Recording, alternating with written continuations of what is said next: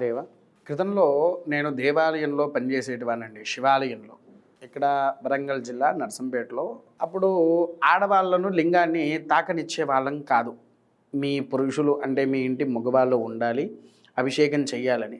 చాలామంది నా యూట్యూబ్ చూసి, అయ్యా మీరు కూడా ఒకప్పుడు శివాలయంలో చేశారు కదా, అప్పుడు మీరు ఆడవాళ్ళను శివలింగాన్ని తాకనీయలేదు, ఒక్కసారి దాని గురించి మాకు చిన్న వివరణ ఈ యొక్క వీడియోలో ఇవ్వరా అని మెసేజ్ పెట్టారండి.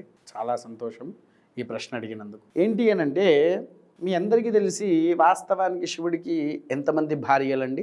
సాధారణంగా అందరికి తెలిసింది పార్వతీదేవి, గంగా, అవునా? అయితే మీకెవరికి తెలియని ఇంకో విషయం చెప్తా వినండి. అసలు శివుడికి మొత్తము సంపూర్ణంగా 4 భార్యలండి. మొట్టమొదటిది సతీదేవి. తన కాలి గోటితో అగ్ని సృష్టించుకొని దహింపయ్యారు. 108 భాగాలు భూమి మీద పడ్డాయి. అందులో 18 భాగాలు శక్తిపీఠాలుగా మనం ఇప్పటికీ వెళ్ళి పూజ చేస్తున్నటువంటిది, అవునా?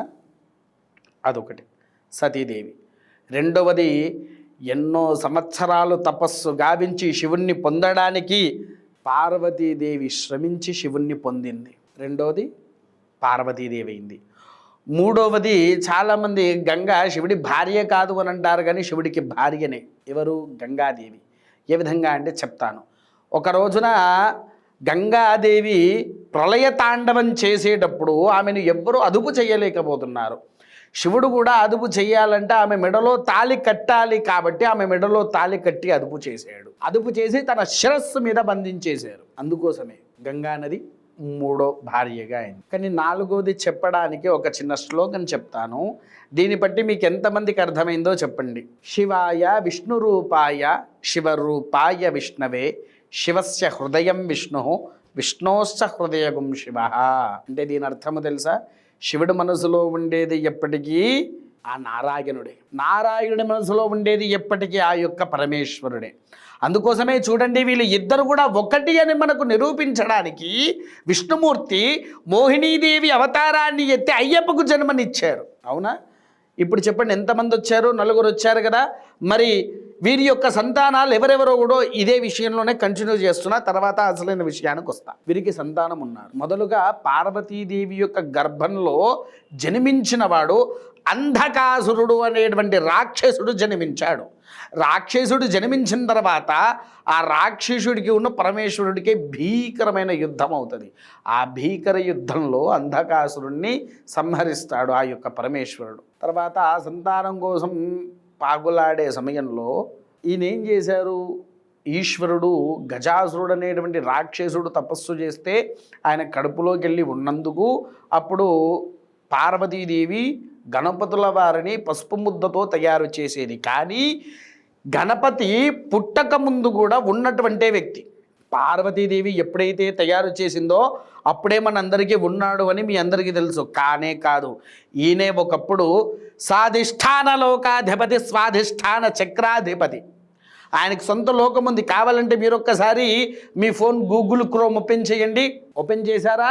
ఓపెన్ చేసిన తర్వాత స్వాధిష్టాన లోకము అని ఒక్కసారి దాంట్లో టైప్ చేయండి. స్వాధిష్టాన లోకము గణపతి వారి యొక్క లోకమది. గణపతి జన్మించక ముందు నుంచి మహాచక్రవర్తిగా ఉన్నటువంటి లోకము.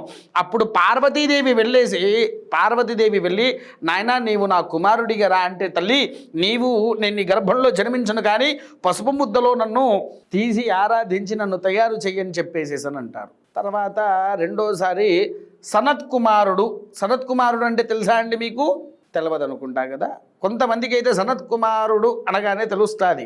సనత్ కుమారో భగవాన్ భోగ మోక్ష ఫలప్రద మనకు శ్లోక విధానంలో కూడా ఉంది. ఈ సనత్ కుమారుడు ఎవడో కాదండి, మహా ఋషి.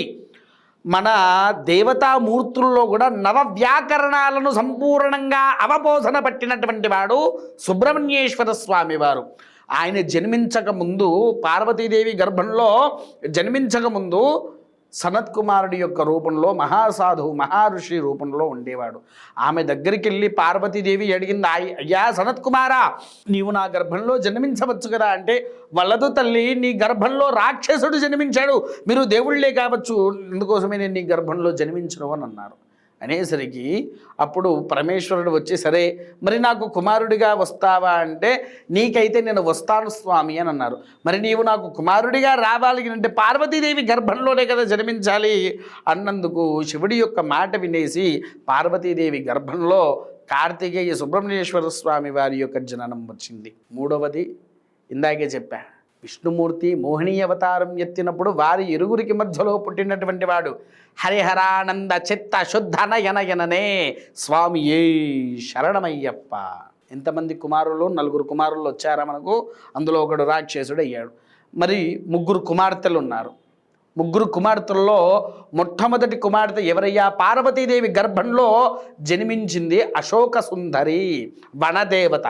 మీరు కొట్టి చూసుకోండి, అశోక సుందరి వనదేవత, వనదుర్గాతో పాటు వనంలో సంచరిస్తూ ఉండేటువంటిది.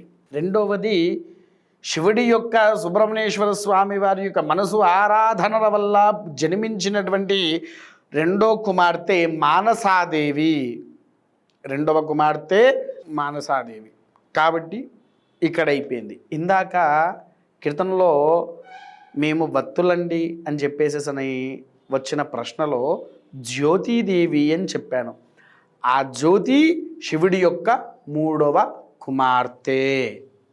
శివుడికి 3వ కుమార్తెనే ఈ జ్యోతి. అందుకోసమే ఈ అమ్మవారి ఆలయం మనకి ఇక్కడుంది, హిమాచల్ ప్రదేశ్లో జ్వాలాముఖీదేవిగా ఇప్పటికీ ఆమె నిరాడంబరిగా భూగర్భంలో నుంచి జ్యోతి వచ్చి వెలుగుతూ ఉంటుంది.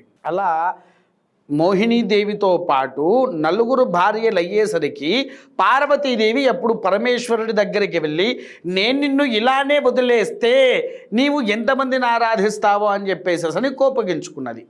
కోపగించుకున్న తర్వాత మీకు చాలామందికి తెలుసు అనుకుంటా, మల్లికాదేవి అని పిలుస్తూ ఉంటాము. ఎక్కడ? ఆమె ప్రాంతము శ్రీశైలంలో. ఆమెకి ఇప్పటికీ మల్లెల తీర్థము అని కూడా అక్కడ ఉంటుంది చూడండి, మల్లెల తీర్థము అని.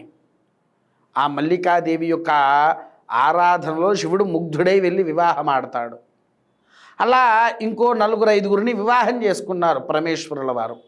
అప్పుడు మళ్ళీ పార్వతీదేవి వచ్చి, నిన్ను ఇలానే వదిలేస్తే నీవు ఎంతమందిని పెళ్లి చేసుకుంటావో, నిన్ను ఏ స్త్రీ అయినా ముట్టుకున్నా వాళ్ళ వంశము వృద్ధి అవ్వకూడదు అని అప్పుడు పార్వతీదేవి పరమేశ్వరుణ్ణి శపించింది. కావాలంటే మీరు పురాణాలను కూడా తీసి చూడండి, అందులో మీకు చాలా అర్థమవుతాయి.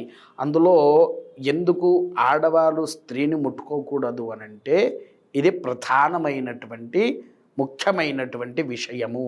కాబట్టి స్త్రీలు ఎప్పుడైనా సరే శివుడికి అభిషేకం చెయ్యాలనుకుంటే నీ భర్త నీ పక్కన ఉండంగా, నీ భర్త జలము కావచ్చు, క్షీరం అంటే పాలు కావచ్చు, పెరుగు కావచ్చు, తేనె కావచ్చు, పంచామృతాలు కావచ్చు, ఏదైనా సరే వారు అభిషేకం చేస్తుంటే వారి హస్తాన్ని ఇలా పట్టుకొని ఉంటేనే మీకు కావాల్సినటువంటి అనుగ్రహాన్ని ఆ పార్వతీదేవి పరమేశ్వరులు అందింపజేస్తారు. స్వస్తి.